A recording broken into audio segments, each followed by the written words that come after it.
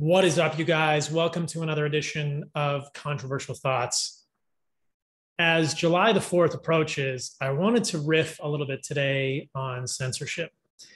And I don't know if talking about censorship will get me censored on YouTube and Instagram, but I wanted to talk a little bit about this because everybody's going to shout from the hills, freedom, freedom. That's what makes America great. That's what July the 4th is about. I agree with it. Proud to be a citizen of the United States, provided me with an incredible upbringing and a lot of freedoms that I enjoyed that we take for granted as Americans. As many of you know, I spend part of my time during the year in Costa Rica, and there's a real contrast between the two countries in many ways, but the thing that's valuable to us as Americans is freedom. That's huge. It's hugely important. And though many of the social media platforms that we exist upon, whether you're watching this on YouTube or Instagram, they're owned by other people. They're owned by businesses, right? Which means that we can't speak our minds freely anymore. And I accept that. I'm willing to accept that trade. That's a trade that we've all made when we've chosen to be posting our stuff on YouTube or Instagram or Facebook for that matter. But really, who uses Facebook now anyway? But in all of these places, there are these community guidelines, which are determined by who knows who, not the community. It's a complete misnomer. There's no community determining the community guidelines. It's a business guideline from YouTube, probably connected with funding, advertisers, et cetera. And it's pretty clear that on Facebook, Instagram, they're both owned by Zuckerberg, or Emperor Zuckerberg, perhaps we should say. It's obviously tongue-in-cheek. Or YouTube, there is no tolerance of anything that goes against mainstream narratives of COVID or mainstream narratives of vaccination. And I don't want to get into details of that today, but I will talk about the things that I've posted and other people have posted that have been censored. But I wanted to start with a quote that one of my friends sent me, which I thought was pretty darn appropriate for this moment, which is, when you tear out a man's tongue, you are not proving him a liar. You are only telling the world that you fear what he might say. And you know, Joe Rogan did an awesome podcast with Ira Glazer, I believe, from the ACLU, previous head of the ACLU. And they were talking about censorship. And I think it's always a slippery slope.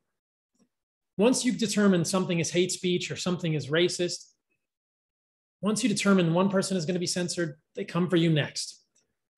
The antidote to bad speech is not removing the bad speech.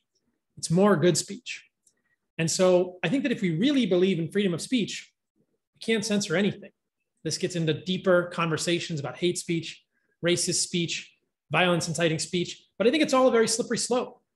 Who's to say that tomorrow we won't be censored for talking about meat when the current administration decides that meat is destroying the ozone or harming the planet because of the environment? And this is all things we know to be untrue, but what if they make community guidelines that Facebook and Instagram are going to enforce because they're left-leaning? And this is not to say that I have political views that are left or right. I'm pretty middle of the road. But if a left-leaning position is that cows are destroying the environment because of their methane, and we know that to be debated widely and completely incontrovertible when considered in arguments of regenerative agriculture being completely incontrovertible and obviating any concern about cows in the environment, or furthermore, Bitcoin in the environment. Got a whole podcast on Bitcoin coming soon. Who's to say we can't talk about that next? So for right now, it's COVID and vaccines. Those are the things we can't talk about. And if you heard Joe Rogan, again, props to Joe, with Brett Weinstein, Pierre Corey, who's a physician, talking about ivermectin, which has essentially become a bad word on Joe's podcast recently, you'll hear that even Merck, the drug company that makes ivermectin, has been not wanting to talk about ivermectin because they have another drug for COVID coming out. It just makes you wonder. You just have to suspect if the pharmaceutical companies aren't just entirely driven by money here. Is it just possible? Let's just consider this. And saying this might get this video censored from YouTube and removed from Instagram. We'll see. But I'm just offering an opinion here. I'm asking a question. And I will challenge the pharmaceutical companies to prove me wrong. Is it just possible that all of this vaccine censorship and all of these strict regulations on what you can say about ivermectin are driven by ultimate pharmaceutical profits? What a tragedy that would be if in 100 years, that's the reality. Or what a bigger tragedy in 100 years if we don't even know that's the truth because that truth was buried. One of the things that Pierre Corey or Brett Weinstein said on Joe Rogan's podcast was politicians never admit they're wrong. They just wait for people to forget. And this is so true. I look back on COVID over the last year and I think about all the things that many of us were right about. Myself and Ivor and other people I've talked to. Lockdowns not being effective. Masks probably not being that effective. Nutrition, metabolic health being the main driver. And yet we're encouraging people and saying it's okay to eat junk food. We're not giving any advice in the mainstream to lose weight or how you might lose weight in any way, shape, or form. We're restricting people to stay in their homes, locked down. We're closing parks. We're not allowing people to get vitamin D outside naturally in the real way. All these things we pretty much know to be true at this point. That obesity is the biggest risk factor for COVID-19 severity. That metabolic health is intimately connected with the quality of the food we eat. That vitamin D deficiency is a massive driver of severe COVID. And in retrospect, don't you think that we should look back and go, man, we really messed up? The things that we were told in the beginning of this pandemic were absurd and certainly costable lives. Locking people in their homes, this was never the way to do it. Never, ever the way to do it. But again, that's a podcast for a different day. This podcast is mostly about censorship and mostly about the fact that I'm beginning to be censored because I'm talking about this stuff too. And of course, people on Instagram will scream, stay in your lane, talk about health and nutrition, talk about food.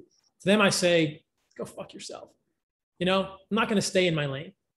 I don't want to stay in my lane. People who stay in their lane are boring. I'm going to think about things and I'm going to share ideas. And I've been thinking about human health. That's how I got interested in carnivore diets and animal-based diets. And so, of course, I'm going to be thinking about what we can do to improve our health and how we should be responding to things like COVID. This is all connected with human health. And even Bitcoin is connected with human health, as you'll hear in the future podcast with Saifedean coming out. But I don't like staying in my lane. And I think we should be able to challenge the mainstream. And in all of my conversations about the vaccine, I think I've been pretty middle of the road. I've said that I respect anyone's right to take the vaccine. And I will support you if you choose to get the vaccine or if you choose to refuse the vaccine. But I think that it's probably your right as a human to be able to refuse the vaccine. And everything going on now with people being urged, basically cajoled, like forced, bribed to taking the vaccine, $1 million lottery for vaccine takers. What the heck? You're giving out ice cream to kids in Canada if they get the vaccine? This is just criminal. This is just criminal. And that connected with the silencing of reports of any potential side effect. This is crazy. This is not the way we live in our country, guys. This is not what freedom is about. This is not what July the 4th is about. This is not what our country is about. And yet these are private platforms. So what do? I think it means most of us move elsewhere. Although now they've become ingrained in our consciousness, it's hard to move elsewhere. But I think we need to be considering where we talk about things freely. Where can we actually have free conversation? Because we need to be able to ask questions. What if the vaccine is causing myocarditis in young kids? And yeah, that might hurt the pharmaceutical company's bottom line. But are we going to know this story in 100 years? Or is this going to be wiped from the history books? We usually say victors write history. Well, is it just the fact that the multinational corporations are writing history today? What are our kids going to know about COVID? What story are they going to hear about COVID in 50 years? Are people who are asking questions actually going to be able to ask these questions? Or are we just going to be silenced? I'm not saying that we should completely scrap the vaccine. I definitely think it will help some people. But we need to admit that what if it hurts people? Can't we ask those questions? Can't we say, what if there's a better alternative? What if that's ivermectin? Nobody is saying, don't take the vaccine, just take ivermectin. Nobody is saying, don't take the vaccine, just change your diet. But for a lot of people, maybe you can do a risk calculation and decide for yourself what you want to do. That you have sovereignty over your body, especially when potential side effects of this vaccine are being downplayed and being silenced. But when on YouTube, we can't talk about potential vaccine side effects.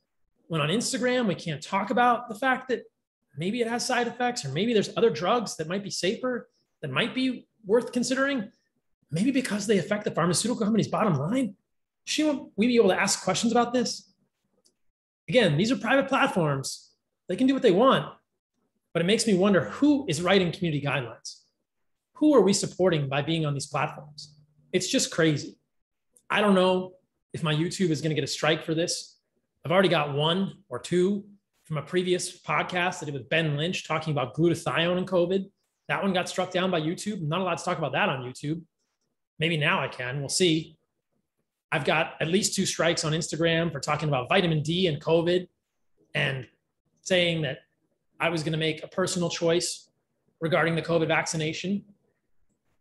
I don't know. Maybe this will be the last straw. Instagram will delete my account because of this video. Who knows? We'll see.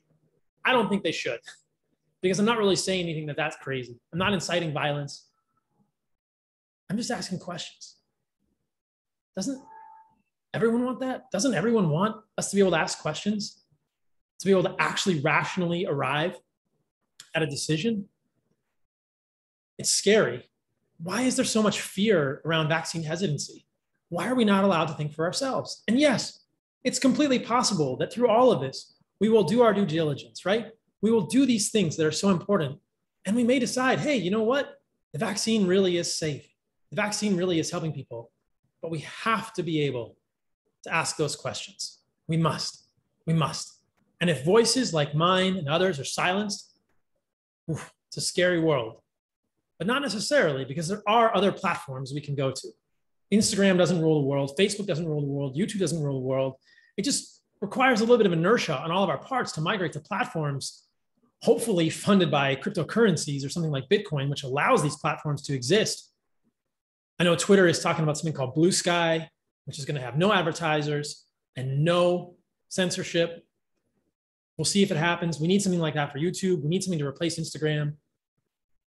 In the interim, the best I can think is newsletters and email lists. If you guys are not subscribed to my email list, I recommend that you do that. It's censorship free. I don't have to pull any punches. Not every email is going to be full of crazy, things calling out the narrative, but it's where I can speak freely about everything, and I'll never be censored there. You can go to heartandsoil.co to sign up. We'll put a link in the description of this video. You can always look on Instagram. I put it in my stories. There's a swipe up link there. But if you just go to heartandsoil.co, there's a subscribe to my newsletter thing. And that's the best way for us to stay in touch. I'm probably going to get on Telegram and figure out some other platforms. There's a lot of people developing platforms that are run by cryptocurrency that are censorship free, and I look forward to that. So all I would say is, as July the 4th approaches, remember your freedom and think about what's happening now with regard to COVID, with regard to your health, with regard to censorship. Just in the last 24 hours, I've noticed that a lot of people can't @mention me on Instagram. And yes, I went to my settings and they say everyone can @mention me. And I got 100 messages from people saying they couldn't @mention me on Instagram. Whenever I post something really controversial on COVID, I do see the new followers go to 0 or go very low. It does look like Instagram might be shadow banning me. I don't know if this is even a real thing or if you can really do it, but it certainly seems like they could penalize you in the algorithm if they wanted to. And I wouldn't doubt it. I've tried no less than 10 times to become verified on Instagram. How many videos do I have to do, Instagram? How many books do I have to write? How many times do I have to go on Joe Rogan's podcast? How many shows do I have to go on for you to verify me? Clearly, Instagram doesn't want to verify me, or my suspicion is that Instagram doesn't want to verify me because they don't want to support people who are speaking out against this narrative now. I even emailed directly with a guy at Facebook. He just completely ghosted me and stopped talking to me. So you guys can decide for yourself. I definitely think that there's an underlying narrative that's profit-driven, and I'm worried about it because I don't think it's the victors that are going to rewrite history or write history for our kids. I think it's pharmaceutical companies. I think it's multinational corporations. I think it's Mark Zuckerberg. That's fucking scary. Do you guys want Mark Zuckerberg writing history for your kids? I don't. So we got to think, where do we go? What do we do? I think we've got to mobilize the people. Inertia. That sounds very,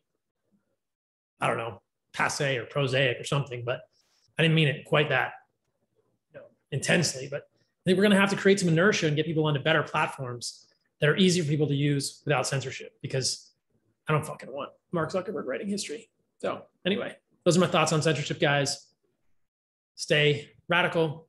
Subscribe to the newsletter if you want the censorship-free version. Hopefully, this video won't get me kicked off Instagram or YouTube, but if it does, you know why.